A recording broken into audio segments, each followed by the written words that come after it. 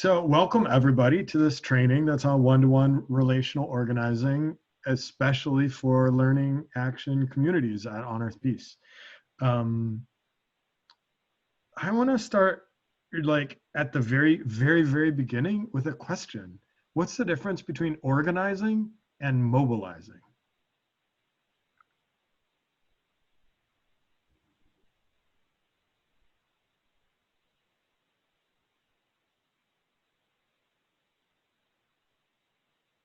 You can try something out.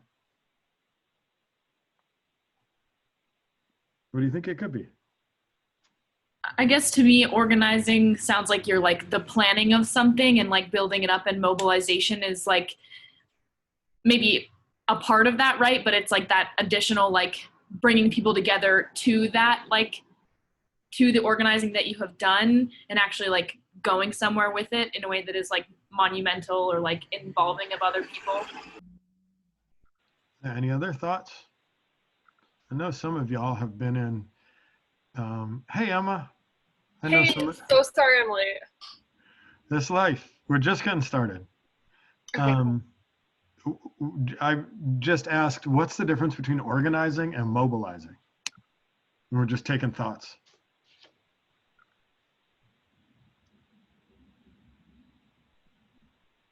So like usually the way they're used by organizers is like mobilizing is the ability to get a whole bunch of people out in the streets for a thing like turnout. And organizing is the long, slow work of building power and plugging people into roles to help build the thing and make it bigger. And like oftentimes you'll see there'll be all of these protests and there's like a million people out in the street, but there aren't organizations that are prepared to like organize them into an ongoing power base, into an ongoing relationships where they're doing things together.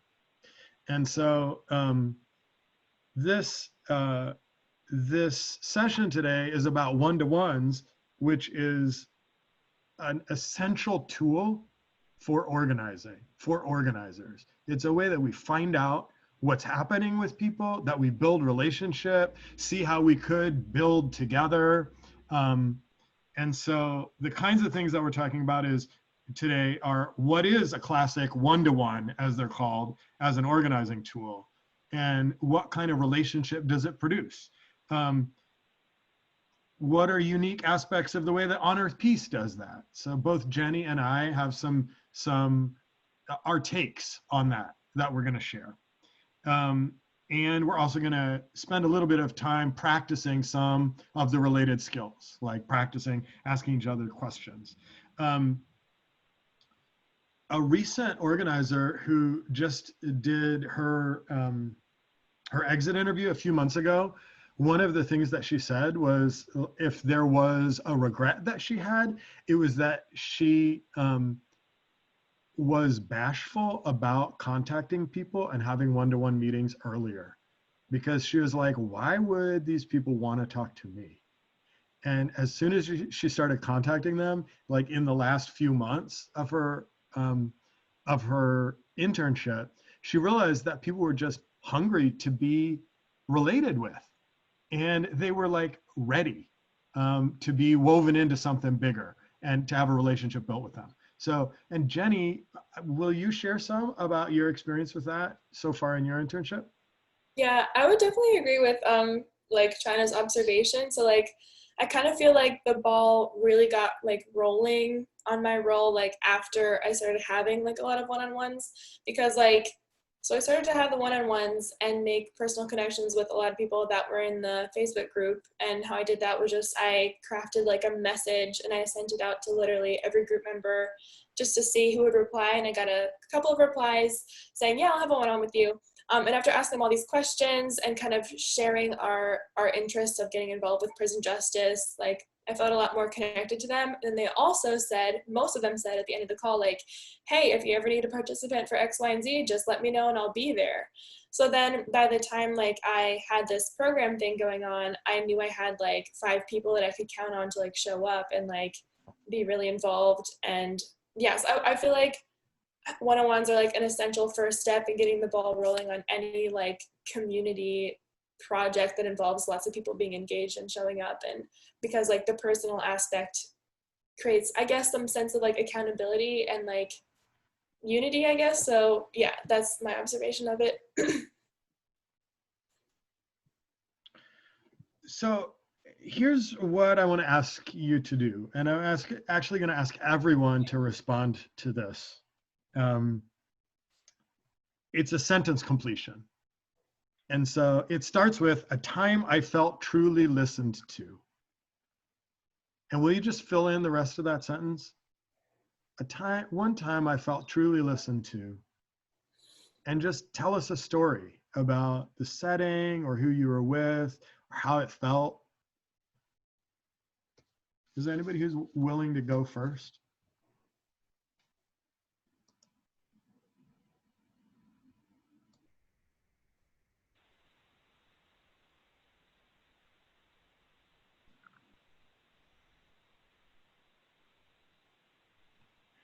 I can go.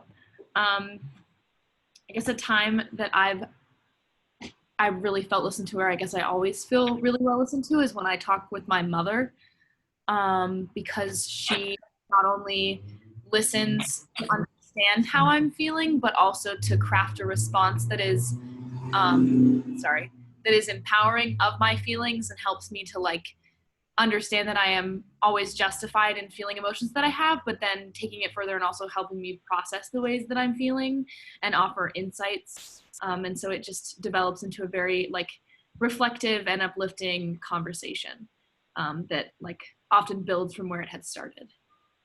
So I always feel very, very listened to when I talk with her. You're muted. Thanks, Grace. Would someone else go? Okay, Emma. So my roommate and one of my best friends, Veronica, is always just very open and listening to whatever anybody has to say. So every time I talk to her, I feel really listened to. No matter what I'm talking about, like she always seems really engaged, and I can complain about the stupidest stuff and she will still validate me, which honestly is peak friendship right there.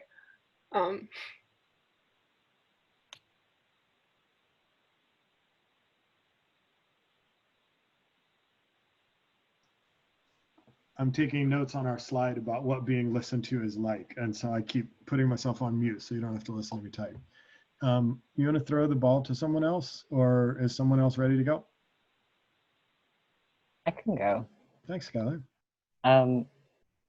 So I kind of thought of the question in a different way. And I don't know if it's like, anyway, I'll just say what I was thinking.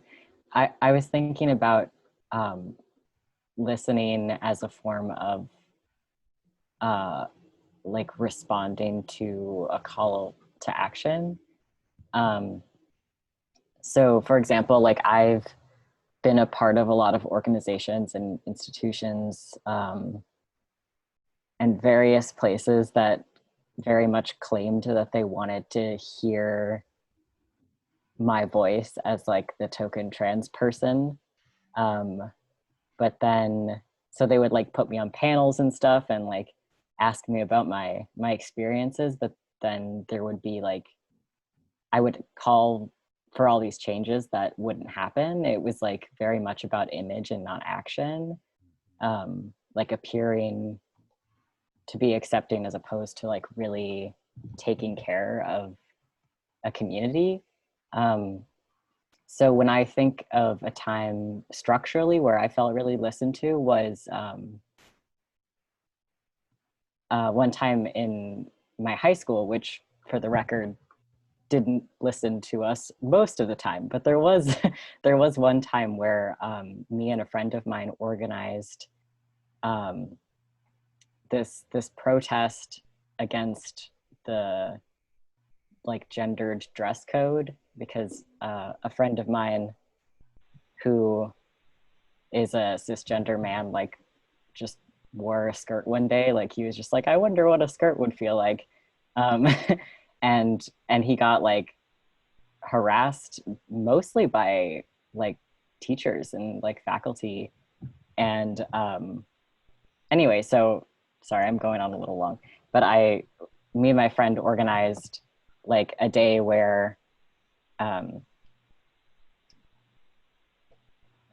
women identified students all wore ties and male identified students wore skirts. Obviously not everyone participated, but like we like organized a thing where we brought in a bunch of ties and skirts and we all like borrowed clothes and stuff. And it like, the result was that the school took away the gendered categories, and it just, now the dress code is just like, this is what it is for everyone. So it's like them listening was that they changed their policy. Yeah. Yeah. Okay. Thanks. Someone else? And Bill, you're on the hook too.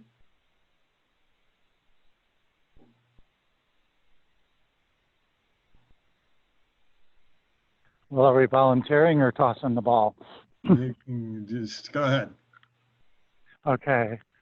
So I guess one of the times is I talk with my grandson a lot, who's going into senior year of high school. And he's really thinking about all kinds of different topics. And he genuinely wants to know what I think about the things that he's thinking about. He's very strong and clear in his own opinions and what have you, but I can tell that he genuinely is interested in considering what I think about things as he processes what he thinks about things.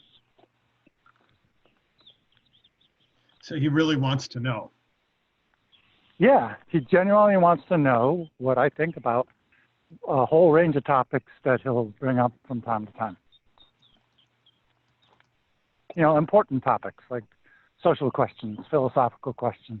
Thanks. Does anybody else want to chime in? We're probably going to need to move on because of time. So a couple people might actually get to avoid this prompt if you want to. Sorry, can I just ask really quickly, is there a Google Slides that I should be on? No, I'm going to put it up in just a minute. Okay, sorry. Yeah, no, you're good.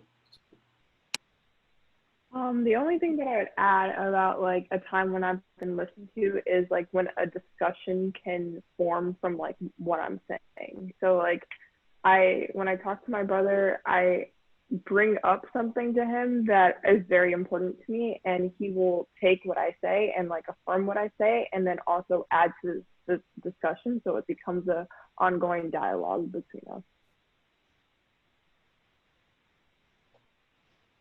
Awesome. Here we go. So some of the things that people identify is listening to understand, helping me process, offering insights, validating, leading to action or change. Someone genuinely wants to know what I think, and leading to discussion. We talk about Kingian Nonviolence Principle 2, the beloved community is the framework for the future. What does listening or relating with another person have to do with that?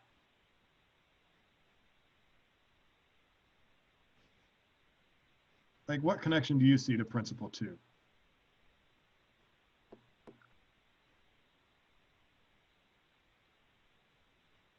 I guess a sense of community is built off of like feeling like you belong and like feeling like you have good relationships with people, and conversations, and when you feel like you've been heard really help foster those good relationships and bonds and sense of belonging. Feeling that you've been heard fosters a sense of belonging. Nice. I also think the ways in which we communicate is super important, right? So having a community that is beloved and that can be the framework for the future. I think the way in which you communicate with each other and in turn, of course, then listen to each other and listen to each other's ideas, and the way that people want to work for change or adaptation of the way in which their community is built upon is really important. Excellent. The next thing I'm going to do is I'm going to put a link into chat. and ask you to come over.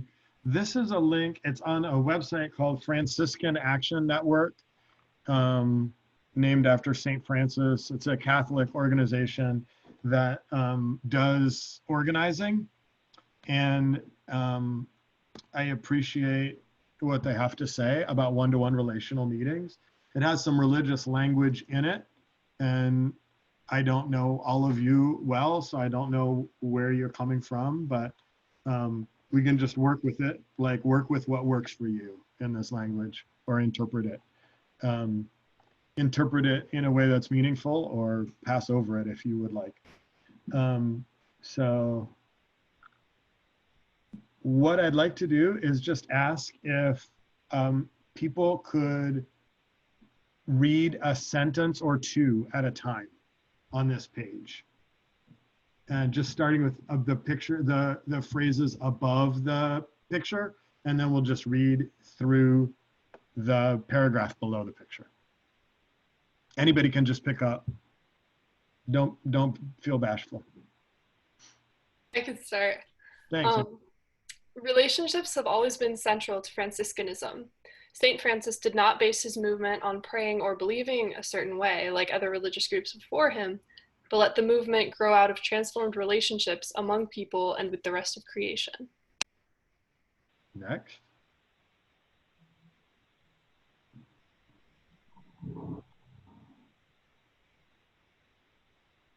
Come on now, we only have an hour. Let's go. Franciscans doing community organizing often in inner cities have for decades followed the organizing practice of one-to-one relational meetings. A one-to-one is a natural but uncommon conversation about values, motivations, and life stories. It is creating a sacred space where the Holy Spirit can enter and begin to build a deep relationship. The purpose of sitting down and doing a one-to-one is to build a relationship in which the Holy Spirit can reveal what may be a path forward for building the kingdom together. It's relationship oriented with an honoring of the person and openness to what God might have in store for you, not agenda oriented, where you are trying to fit this person into your plan. These intentional conversations are a great joy in building up a community for doing faith-based justice work. Okay, what stood out to you here? The difference between relationship-oriented and agenda-oriented, I think, is really important. And I think oftentimes people either focus more on agenda orientation or they like put them both together. It's never, I feel like, usually about like that relational aspect, which I think eventually like it might get to an agenda, but like, yeah, relationship building is an important aspect of it that seems sometimes to be forgotten. Yeah, it's so different to be like calling someone to get them to volunteer for your thing, or calling someone to get them to give money to your thing, versus just calling them just to talk with them. What about someone else? What stood out to you? Even a word or a phrase?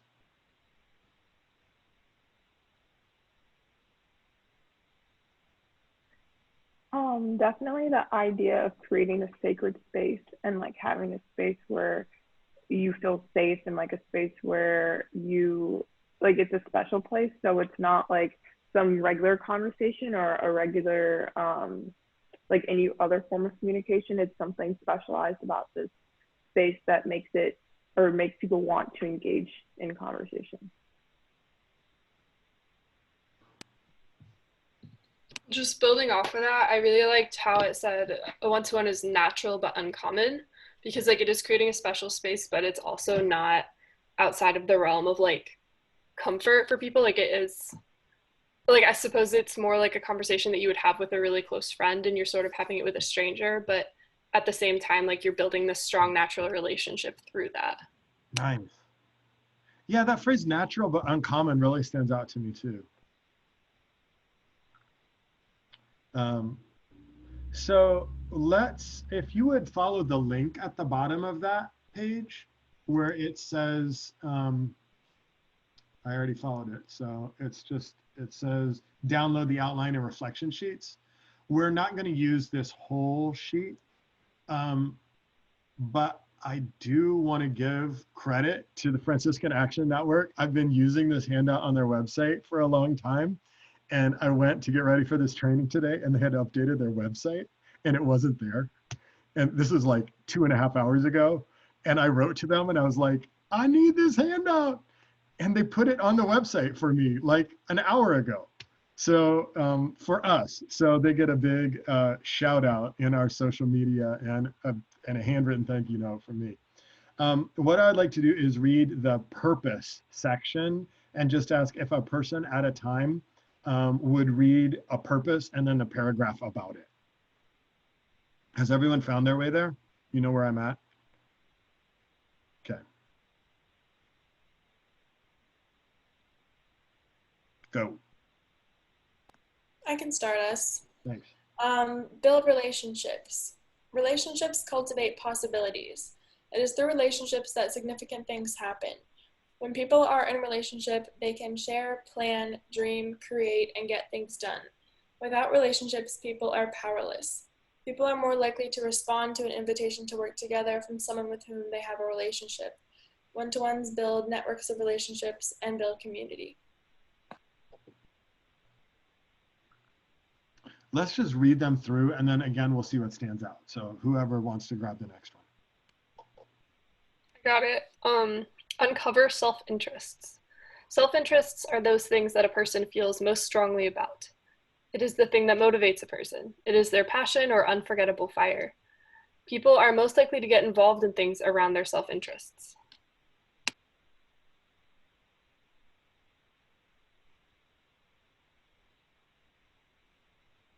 Develop charity. One-to-ones allow people to express their feelings about things. When people talk about something, it helps to make that thing clearer to them. People rarely have an opportunity to express themselves to a good listener. A visit provides this opportunity and helps people to gain clarity for themselves. In addition, helping someone develop clarity about what they do strengthens the relationship. Someone bring us home here. Gather information. One-to-ones are an opportunity to gain information about the church, community, and neighborhood. You will find out what is going on, who your neighbors are, and most importantly, what they are thinking and feeling. So usually this stuff is used in like neighborhood-based community organizing. And like the classic kind of application is in a model from the Industrial Areas Foundation that comes from out of Chicago in the 1940s, actually. There was someone named Saul Alinsky who's really like became like the father of a lot of the way community organizing happens in the United States in practical ways. And they have something that they call a listening season, or sometimes there's another phrase for it, but it's like an intentional going out and listening to the community to find out what's happening in the community. And the way that we use one-to-ones in our learning action communities at Honors East is not exactly like that. It is kind of, but they're working it into a different kind of an organizing mode where they're like looking to surface one issue that then they're going to organize around and develop a campaign around. And right now that's not the way that we're working, but we are, in a sense, doing this ongoing listening to inform the programs that we create that can help people move forward as leaders in their own communities. So what stands out to you from any of these? Like, was there something that was a new insight or a different way of putting something, or like something you wonder about?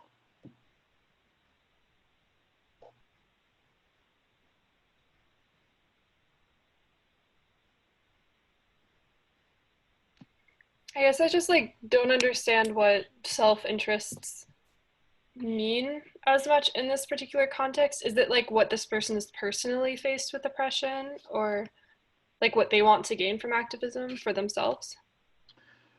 Self-interest it's like it's organizing jargon, and they contrast it with like selfishness. It's not selfishness, but self-interest is like why does this thing actually matter to you versus an abstract thing out there?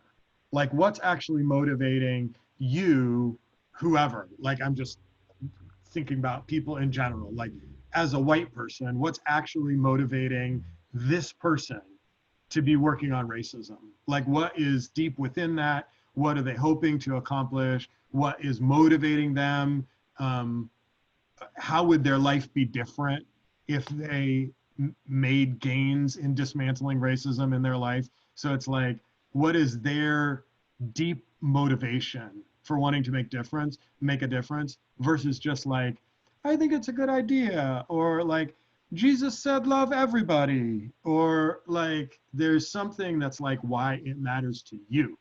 That's when people get fired up, like when it says their passion or their unforgettable fire. So it's like finding out what is that for that person. Like, why does this really matter to them? Okay, I think I understand. Thank you.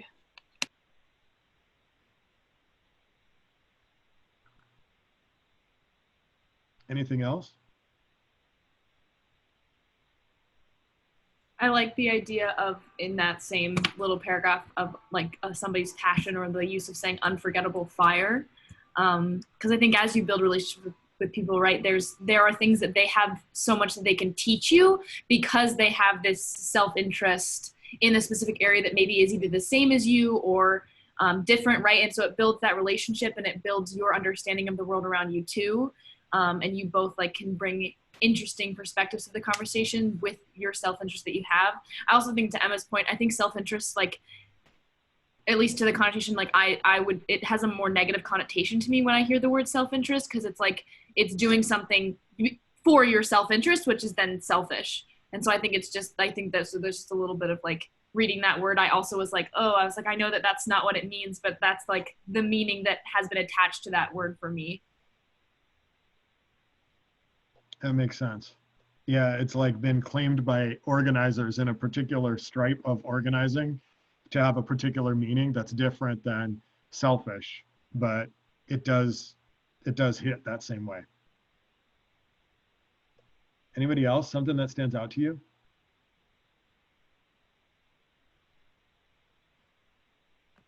I liked the develop clarity section because, like, so a visit provides this opportunity and helps people to gain clarity for themselves.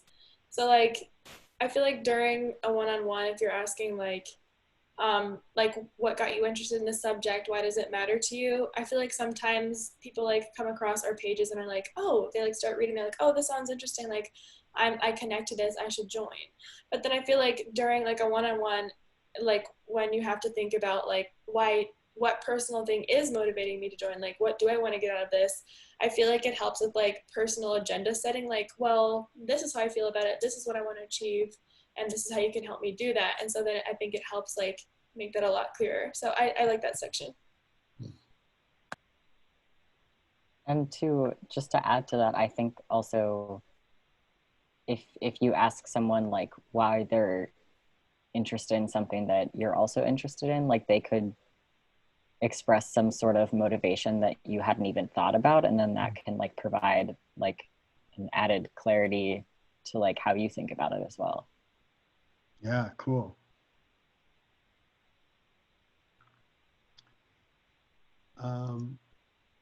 Any last comment there?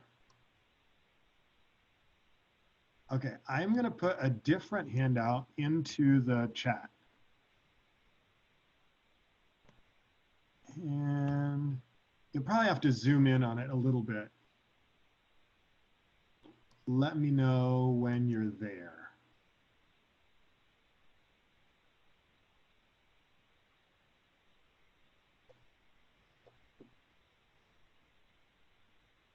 This, are you there? I see a thumbs up. I see a couple thumbs up, thumbs up, thumbs up. We all good? I know you're not there, Bill, but you can look at the link later.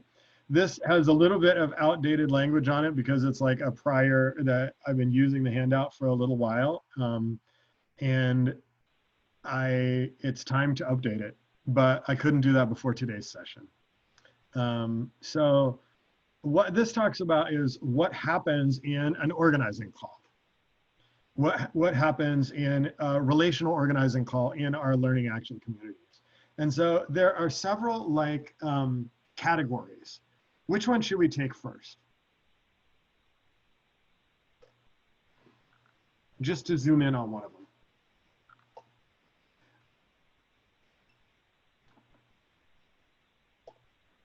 Coaching. Coaching. Okay, excellent. So let's go to the coaching section. So there's a couple things here. One is using elicitive questions, and the other is kind of like a strategic planning perspective. So using elicitive questions, we're going to spend a little bit more time on that in just a couple of minutes. But it's really like all about, as it says in the box up there, like not telling people, but asking or inviting their story and their dreams to come out. So the elicitive question is asking. In the handout that we were just looking at, I think later on it says that the other person should be talking at least 60% of the time during your one-to-one. So it's like you're drawing them out. And the other thing is a strategic planning perspective. And there's a couple things there, like what is the yes of what they're doing? What is the no? Nonviolence theory and practice. But like bringing it all the way down to like the nitty gritty, the strategic planning is like, what are you hoping to accomplish? Like, where are you at? What's next? What's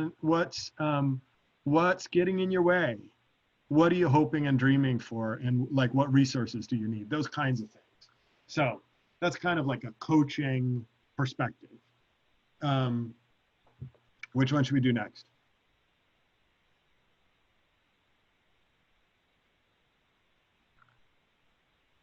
Connection to broader movements. Okay, so this is basically people are not alone. And to be able to say you're a part of something that's bigger. And we're building that together in this learning action community. And you may have stories when they say, oh, my particular interest is working on this in my high school. You, like Skylar, you're talking to the person and you say, well, this is how that worked in my high school. This is what I experienced. Or I heard about, you know, they want to work on racism in their congregation. Oh, well, I heard about these 3 other congregations that are working on it in this different way. So it's like we're giving people a sense that they're not alone, but they're a part of a broader movement that's working for positive change in the world. The last one is spiritual accompaniment. And again, recognizing that like there's not a requirement for anything here related to you being an organizing intern at On Earth Peace. However, some of the language might speak to you or work for you. So one of them is acknowledging and opening to spiritual power. I don't know if you're a person who prays. It can be helpful if you are to focus yourself and center yourself before the call begins.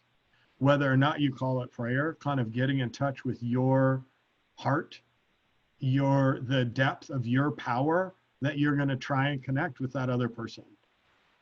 Sometimes in those calls, we pray with the person that we're talking to. Again, this is not required, but some of our interns are oriented in that direction. And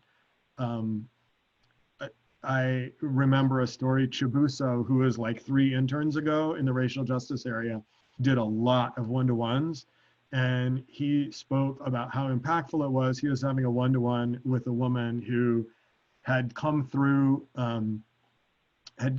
up through Church of the Brethren institutions and left the church far behind for a whole variety of reasons. And he invited her to pray together, and she was just like, I haven't connected with anyone like that in years. And it was a really meaningful engagement.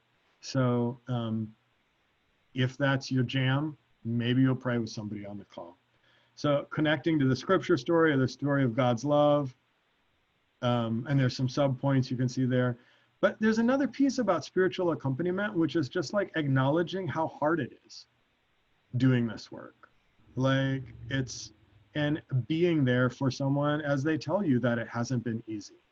Like part of spirituality is acknowledging what's hard in our lives and in our organizing work. And so like not needing to kind of happy it up and put a fine bow on things if it hasn't been easy for them doing the organizing. Does anyone have a response to any of that?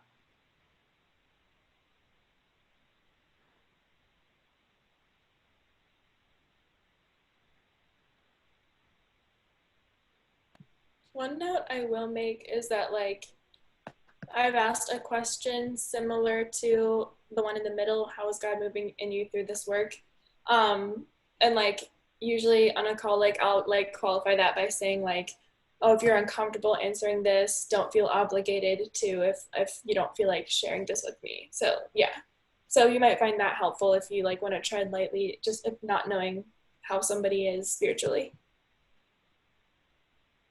Right. And also acknowledging that you might not want to tread into that territory at all. So, and that's completely fine.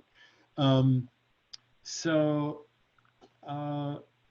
the bottom left corner, there's a quote there from Cliff Kendi that says, whatever you're already doing is the right place to be. The important thing is to take the next step. And I think that's like a feeling that we carry into these calls is how can we meet people right where they are and ask, okay, so what's next? And that we help with that process. I think, Jenny, we're going to look at your questions. Will you talk about these a little bit while I'm getting the slide up?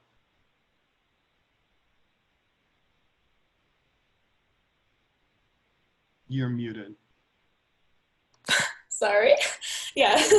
So these questions are ones that I kind of like smushed together from like some of the different resources that Matt just showed, but also like that I just came up with. And I found them like pretty useful with trying to get at like a lot of angles of learning about people during one-on-ones. So usually like what I do is like I'll post these up and have their name written at the top of like a notes thing, and like as they're speaking take like shorthand responses to these. But also like I don't stick like super heavily to these either. So like I'll say I do have a list of questions, but the conversation can go anywhere we want it to. So if there's like a lull in conversation, I'll ask the next one, or I almost always start off with the very first one as like the first thing. But yeah, I try to keep it natural, but like have these questions to kind of like base the one-on-one off of with direction and everything. Yeah, so that's my explanation of those questions.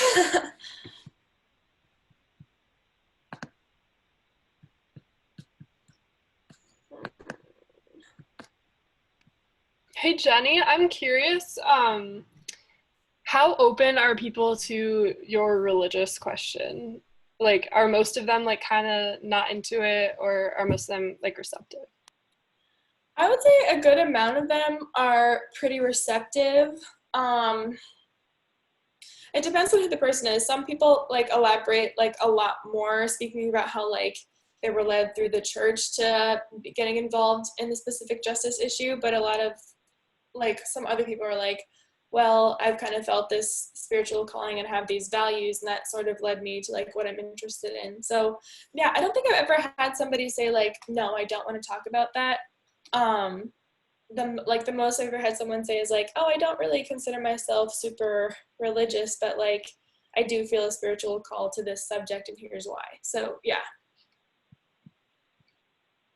Thank you. Mm-hmm.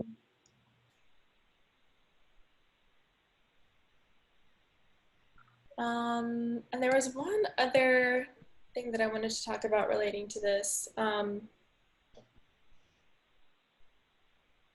Yeah, I guess I already kind of touched on it earlier, but I guess to me, like the most important thing about the one-on-ones is like kind of reading the room. So for instance, like I had one person that I had a one-on-one with who like just loved to talk, and she wanted to talk to me a ton. It was great, and it lasted like 45 minutes.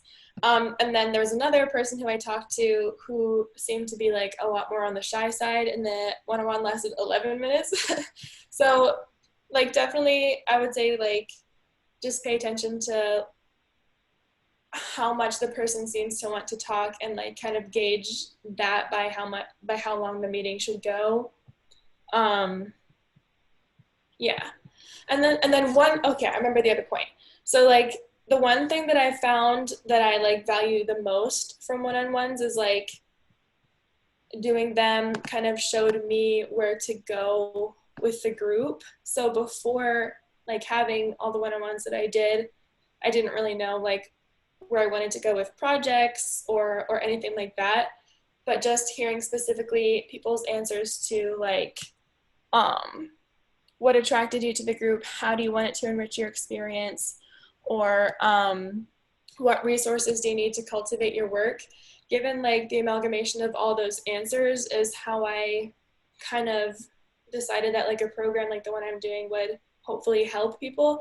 So I would say one-on-ones are like a really good resource for like knowing what even projects you want to do next. And that's from my experience. So yeah. I think that you started some of those like almost in your first month. Is that right? Like, Yeah, there were 1 or 2 in the first month. Yeah. And then they started to really pick up around the 3rd month. and the very first ones you got by messaging people who were in the group and just saying, I'm here, I'd like to get to know you. Are you open to talking? Yeah. Is that right?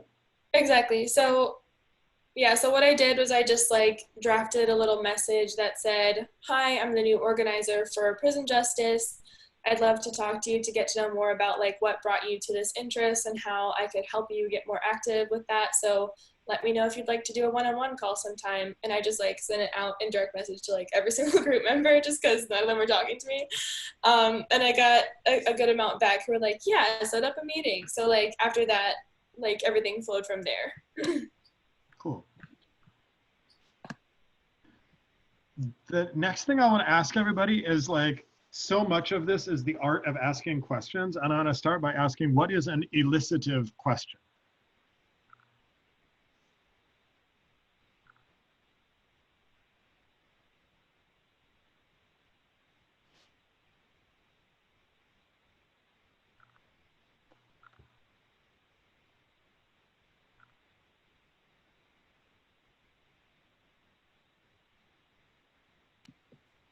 Is it just like a question that gets the ball rolling, that gets like a lot of information out of it, Yeah, that like sparks conversation? right. It's a question, I mean, I guess at its root, it's a question that can't be answered with a yes or a no. And it like draws something out of the person. Can you think of examples of elicitive questions?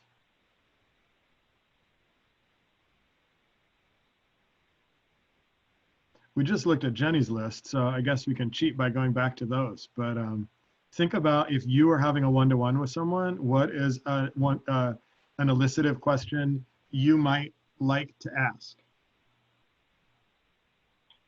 What has your experience been with this work or in this work? Okay.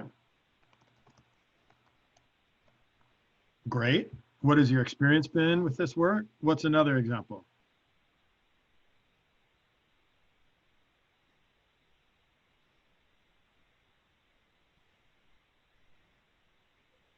Something along the lines of what sparked your interest in this particular area of justice. Mm-hmm. Excellent.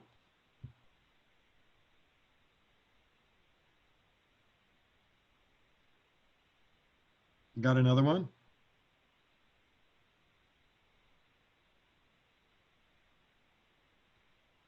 What would make an elicitive question like more or less juicy?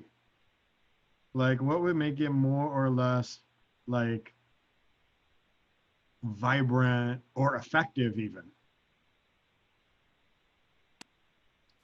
I mean, I think part of that has to just do with like how emotional the content of the question is. Mm-hmm. And like I think part of that has to do with vulnerability as well. Mm-hmm. I don't know, what do other people think? It also has to do with the way after you ask the question, the way that you listen, and the way in which you invite them to share more than they maybe thought that they were going to. Because I think often like when you sit and you ask somebody a question and they answer and you maybe like say like thank you so much, right? They might then continue saying more. You could like, you know, like, oh, could you tell me more about that? I think it can sometimes also like it can lead to just like furthering the conversation and making it even deeper in how you are listening and responding and empowering them as they're having this conversation with you and maybe being vulnerable. I also think about like using accessible language in your question, like as opposed to using like really big, complicated, fancy words, like just making it sound like more casual and like personal. Thanks. I also think something about a juicy question is like one that you weren't expecting. So like something that still evokes some type of emotion or response from you, but something that is like kind of catches you off guard a little bit. And in that way, it's the answer that you give isn't a premeditated answer. It's something you have to think about on the spot.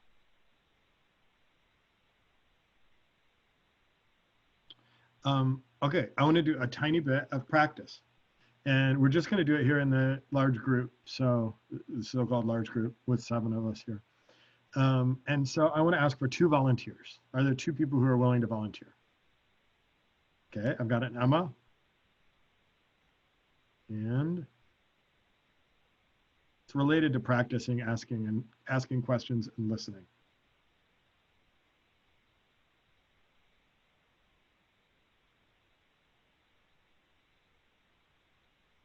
Grace, okay. Emma and Grace. Let's see. Which one of you wants to be A and which one of you wants to be B? Then I'll tell you what you're doing. That's not respectfully fair. I want to be B. Okay.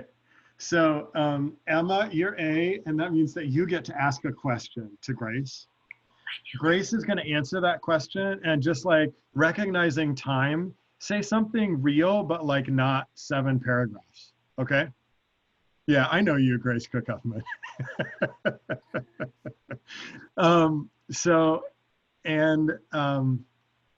Emma, for the moment, just think about and take in what you hear from Grace.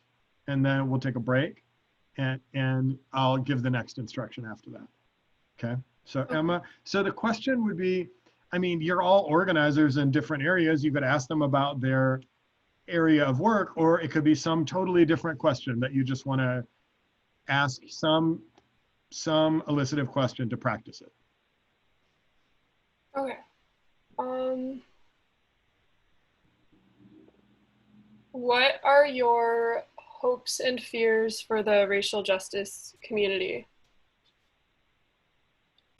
Continuation of conversation from past organizers and also an individualized new ideas based on things that Tamara and I really care about, and further just engagement and really building of momentum to be the beloved community that we envision. I think I fear that the way that we do that will not be 100% appreciated by everybody, or it might not be the right direction for everybody. And so I just hope to, even if it's not 100%, that everyone still gets something out of it. So Emma, here's the next round. I'd like to ask you to ask a follow-up elicitive question based on something you heard Grace say. Okay. What do you think that continued communication and conversation looks like into the future? So I think it will be furthering conversation and having more one-to-ones with people to really understand a more nuanced perspective of what they want to bring to the group. I can specifically think of comments that I get from people of like, some of our stuff is too much like racial justice 101 and it needs to become more nuanced. And so that's something that's been circulating in my mind of how do I have conversations with people and figure out what that nuance looks like. Cool. Thank you, Emma. Thank you, Grace. If we had a little more time, we would do a little more practice. We can if you want to go past the hour, but there's a little bit more I want to get to. So do you want to add 5 minutes so that Skylar and Tamara can sit in the hot seat for a moment? Or do you want to move on? the choice is yours.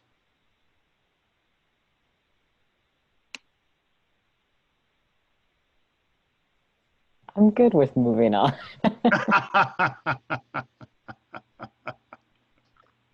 All right, sounds good. Okay, so I'm gonna put another link here, and I will send all these links out to you afterwards. This is a document that's called Organizing with Elicitive Questions that comes from Training for Change. Actually, the link isn't on it's not to the Training for Change website, but it's a Training for Change handout.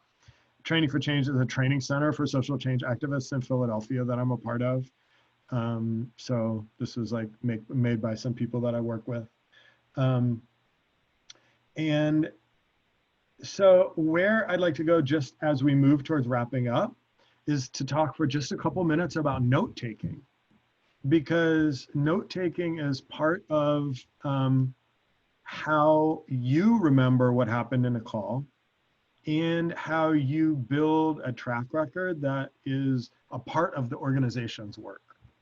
And so the main place that we do that is in Nation Builder. And like, I'm just gonna show what my Nation Builder screen looks like. Is everyone using Nation Builder already? In some way? I mean, like, do you have access to it through one of your accounts or another? So like, real simply, like if I came into the dashboard here and I had just had a meeting with Angelo Monte, I would find him in the search and I would go down. Then on the front page here, I would scroll down, and there's the easiest way is just right here where it says note, and you put a note right there and you hit post private note, and then it's there for you later. So there are some other slightly trickier ways to put it in and have it affiliate with their church congregation or their organization or whatever. But for today, with our time, I'm just going to leave it there. So I would encourage you to be, as you take notes, tagging people with your LAC and making sure that the notes are in there. So does anyone have a question about that? Or like needs a follow-up from me about what I'm even talking about? So in terms of private notes, those are notes that only you can see or everyone else can see as well? That's a really good question. And I'm confused why they call it private note, because actually everyone can see it as far as I understand. But Bill is here and maybe he can speak to that too.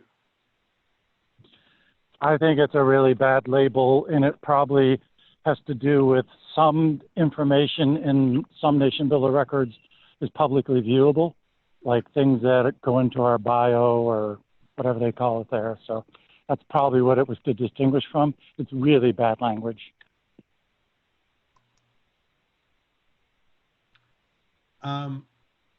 So I'm going to, just a second, let me get this up here.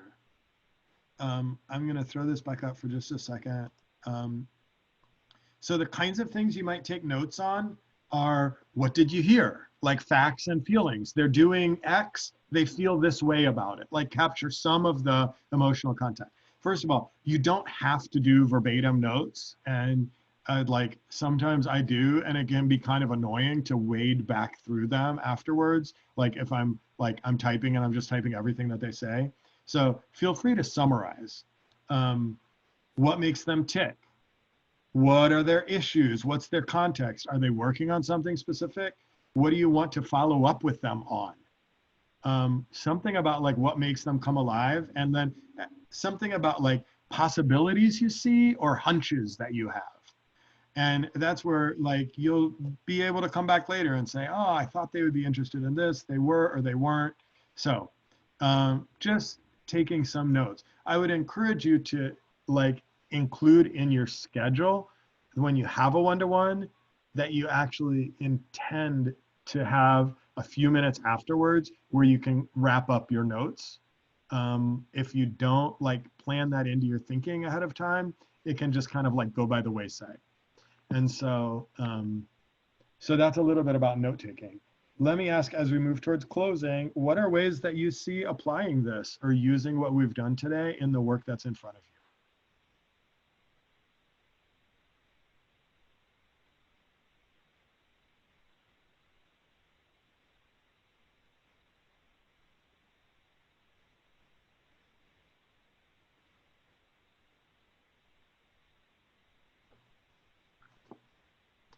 I think it's important to remember that you're going into this to build a relationship, and maybe that will form around some type of agenda eventually, but that's not your like 100% like motive for doing it, and that there are a lot of other things that you can get from the experience of talking to other people and connecting with people that you maybe don't know super well.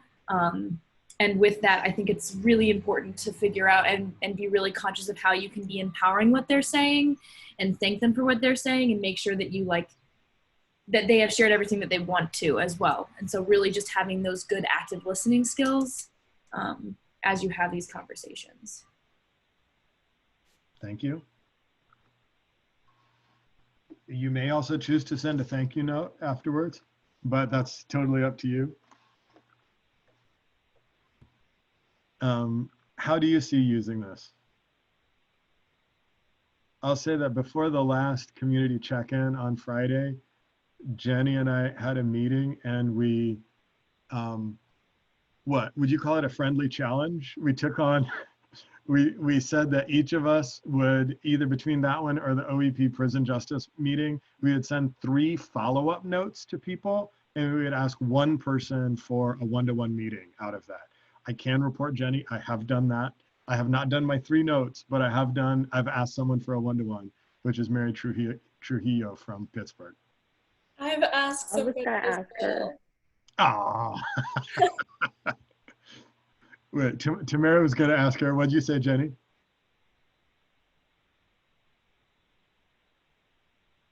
Sorry, I had a technical issue. I asked Pamela Davis, and we need to hear back from her. Oh, awesome. Great.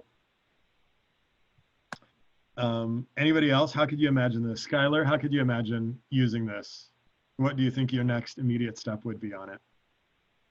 Well, I actually just this week drafted some messages to send to members of the gender justice page, and also organized all of the members into like current OEP members, past OEP members, and like non-OEP members. And I'm waiting to send them until I have like questions drafted for the actual one-on-ones for the people who respond. So I'll definitely think about like elicited questions and like, yeah. Sounds great. Anybody else want to talk about this? Grace and I are collecting responses from a Google form. So after we collect those, I'm thinking like in the next week or so, we'll start to put together a list of people that we want to reach out to, and then also put together questions as well. Okay, sounds good.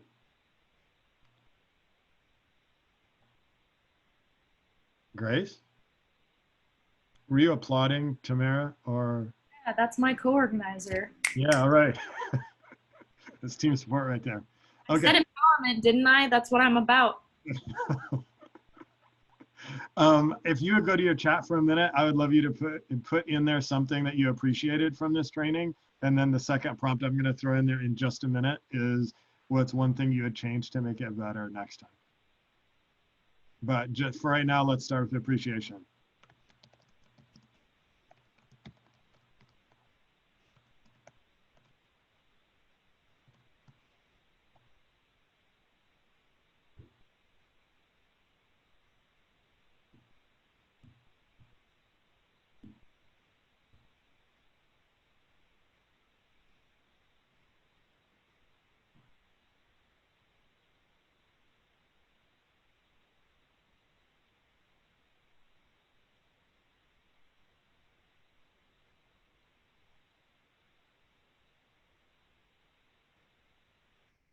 Okay, thanks everybody. Here's the next one. What's one thing you'd change to make it better next time? Emma's already got that. More practice with feedback, maybe.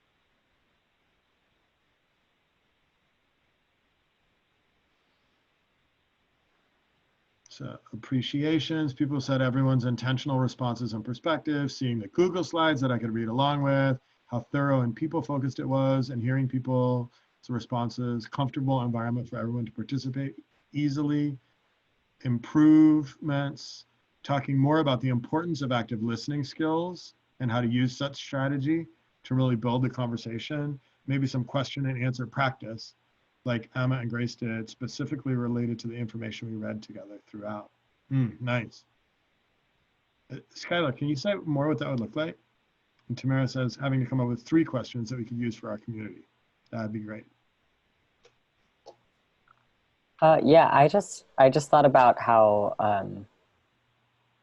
we had like these like mini discussions after reading something together, and I feel like having like this common consuming of information, like we're all consuming the same thing together, like I think that would be a good opportunity to like practice like elicitive questions and like answers specifically about the material that we're consuming together. Cool. It's almost like turning the training on its head and starting with elicitive questions and then using elicitive questions the whole way through. Practice asking each other questions. That's what it makes me think of. That's cool. Tamara says, having to come up with 3 questions we could use for our community. Well, thanks everyone. Thanks for being here for this. And really appreciate your participation. And I hope that this is useful in your work. So if there are any ways that I can be helpful as you think about doing one-to-ones or reflect on one that went great or didn't go well or whatever, like I'm here for that. So let me know. Does anyone have a last word? Jenny, will you give us your last word? I don't know what my last word is. Yeah, if you ever, like, my questions aren't like completely original to me. So like if you have a one-on-one coming up and you're like, what do I use? Like just you can use them like whenever, like if they're not Jenny's questions. Yeah. And I'll send out the link to those slides. So, okay, I think that we're done. Thank you, everybody. Tamara and Grace, are we still going to meet for a little bit now? Okay, cool. So let's say thank you, ciao, farewell. Thank you. Bye, everyone.